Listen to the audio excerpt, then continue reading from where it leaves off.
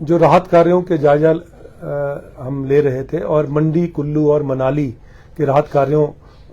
का जायजा लेने के बाद माननीय मुख्यमंत्री जी मॉनिटर कर रहे थे और रिव्यू मीटिंग ले रहे थे कुल्लू रेस्ट हाउस में। तो कुल्लू रेस्ट हाउस में जब वो रिव्यू मीटिंग ले रहे थे तो उनको जब ये जानकारी मिली कि चंद्रताल कैंप साइट में लगभग 300 के करीब पर्यटक फंसे हुए हैं, तो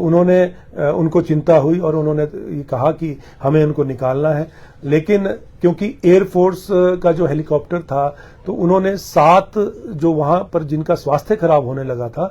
उन पर्यटकों को एयरलिफ्ट किया था और उसके बाद उन्होंने रिफ्यूज कर दिया कि अब हम जो है वहां पर नहीं जाएंगे क्योंकि बहुत बड़ा रिस्क है और हमें अपने जान की परवाह नहीं है, हमारी ड्यूटी है, हम तो बड़े बड़े रिस्क ले सकते हैं। लेकिन जिन लोगों को जो हम रेस्क्यू करने जाएंगे और वो भी हमारे साथ होंगे तो उनके साथ कोई हादसा हो जाता है तो एक हमारे लिए एक बहुत बड़ी बात हो जाएगी। तो इसलिए हम अभी 1-2 दिन तक जो है वहां पर नहीं जाएंगे। आर्मी और एयरफोर्स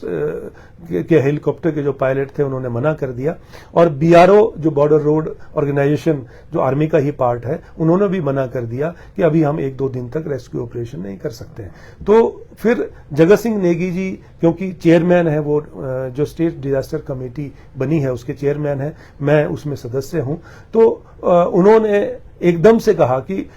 हम इस तरह इंतजार नहीं कर सकते और हमें इसके बारे में कुछ करना है और हम इसको लीड करेंगे। और उन्होंने मुझसे पूछा तो मैंने बोला बिल्कुल मैं तैयार हूं और हम दोनों ने ये तय किया कि हम दोनों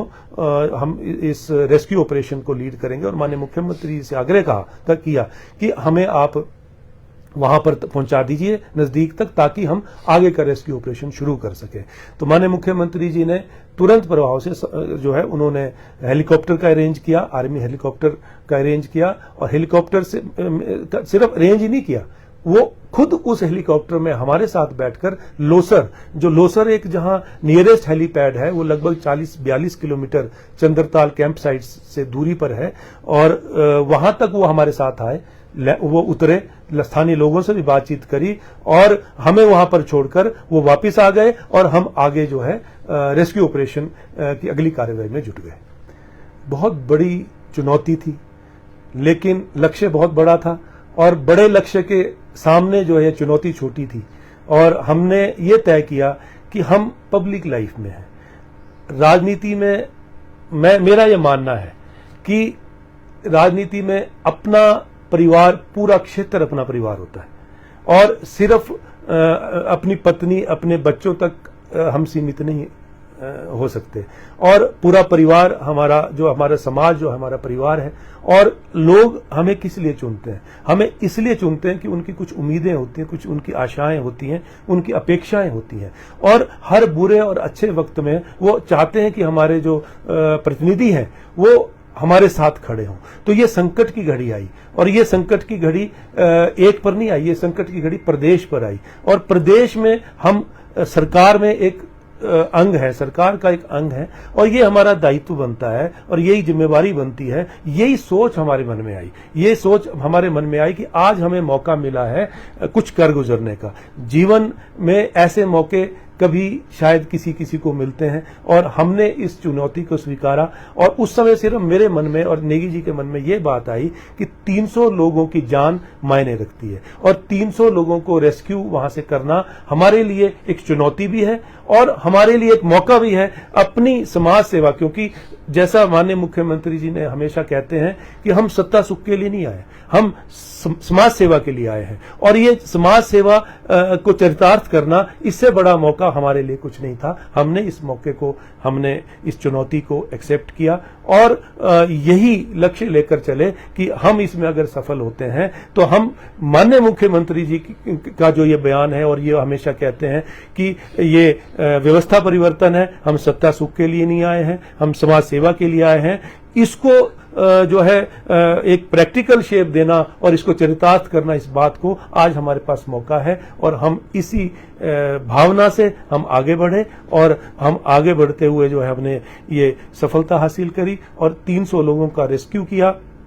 ये हमारे लिए भी एक यादगार पल है। और जब हम वहां पर पहुंचे, जब हमने उनके चेहरे पर खुशी देखी और खुशी, भावुक हो गए थे वो, बहुत से पर्यटक रोने भी लगे, वो खुशी के आंसू थे। हमारी सारी थकान दूर हो गई और मैं समझता हूं कि हमारा जीवन भी धन्य हुआ कि हमने कुछ अपने जीवन में जो है कुछ करके दिखाया है और यही जज्बा लेकर हम आगे बढ़े। ये एक बहुत बड़ी चुनौती थी, हर कदम पे चुनौती थी, हर कदम पे कठिनाई थी, क्योंकि 15,000 की हाइट और -10 टेम्परेचर और फिर उसके बाद 4 फुट की बर्फ और सड़क दिख नहीं रही थी। सड़क हमें निकालनी थी, बर्फ काट के सड़क निकालनी थी, तो वो हर एक कदम पे कठिनाई थी। एक जगह तो ऐसा हुआ कि 3 हमने जेसीबी मशीन आगे चला रखी थी, तो सबसे आगे जो थी वो एक 22 साल का लड़का था। मैं उसको जरूर मेंशन करना चाहूंगा, क्योंकि अगर वो ऑपरेटर जो 22 साल का युवा पंजाब से संबंध रखता था, किसी प्राइवेट